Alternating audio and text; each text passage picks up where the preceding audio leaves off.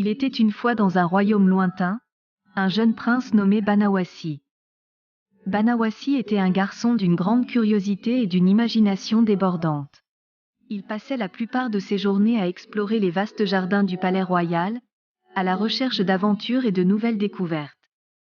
Un jour, alors que Banawasi se promenait près d'un étang enchanteur, il entendit un étrange bruit provenant du buisson à côté de lui.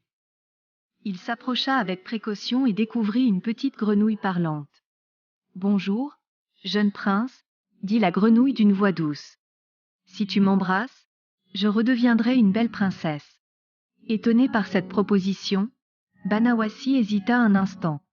Finalement, il décida de prendre la grenouille dans ses mains et déclara « Je ne suis pas sûr que cela fonctionne, mais je suis prêt à essayer. » Il déposa un doux baiser sur la tête de la grenouille. Et à sa grande surprise, la grenouille se transforma en une magnifique princesse vêtue d'une robe couleur émeraude. « Merci, cher prince, » dit-elle avec gratitude. « Une méchante sorcière m'a ensorcelée et seule la douceur d'un cœur pur pouvait me libérer de ce sortilège. » La princesse s'appelait Amélie et elle avait été emprisonnée dans cette forme de grenouille pendant de nombreuses années. Reconnaissante envers Banawasi, elle proposa de l'accompagner dans ses aventures à travers le royaume.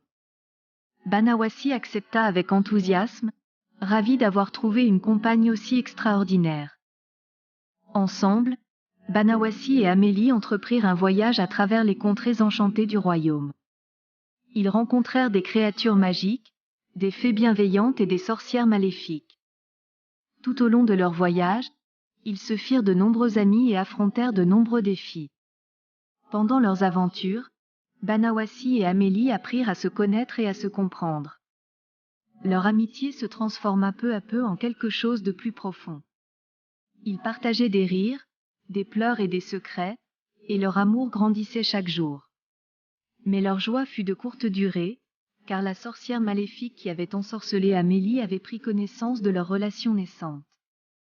Elle était déterminée à se venger et à les séparer à jamais. La sorcière tendit un piège à Banawasi et l'emprisonna dans une tour sombre et mystérieuse. Amélie, déterminée à sauver son bien-aimé, chercha de l'aide auprès des fées les plus puissantes du royaume. Elles lui conférèrent des pouvoirs magiques et lui donnèrent les outils nécessaires pour libérer Banawasi de sa captivité. Avec courage et détermination, Amélie affronta la sorcière dans un duel épique. Elle utilisa ses pouvoirs et sa ruse pour déjouer les plans de la sorcière. Finalement, Amélie triompha et sauva Banawasi de sa prison.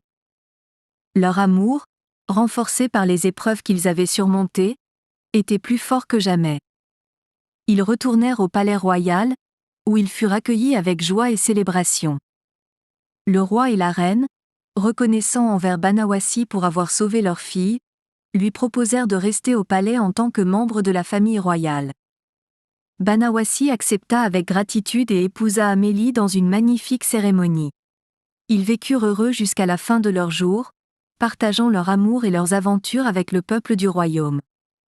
Et ainsi se termine l'histoire de Banawasi et d'Amélie, un conte de fées qui nous rappelle que l'amour et le courage peuvent triompher de toutes les difficultés.